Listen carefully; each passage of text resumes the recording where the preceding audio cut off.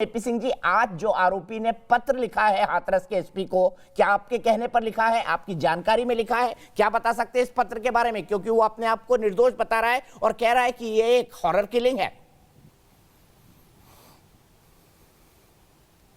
नहीं, बिल्कुल सच्चाई है। देखिए, अंदर से कोई उसे मिला तो नहीं, जो सच्चाई है वो उसका पक्ष जाना चाहिए।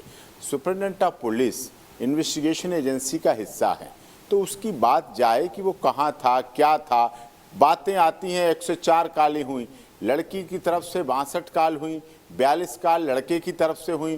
दोनों की आईडी हैं, दोनों के मोबाइल नंबर हैं, दोनों के टावर हैं, दोनों की लोकेशन है, सब कुछ है। आजकल इलेक्ट्रॉनिक एविडेंस है। फिर बात क्या होती थी, गांव के लोग हैं, पास पड़ोस में ही रहते हैं, तो बात टेलीफोन करने की क्या बात जरूरत पड़ती? इसका मतलब कहीं ना कहीं लव अफेयर है। अफेयर प्रूव हो रहा है, अफेयर प्रूव हो रहा है, तो फिर भाई के द्वारा जो 40 लोगों के बयान लिए जा रहे हैं उसमें साफ हो जाएगा।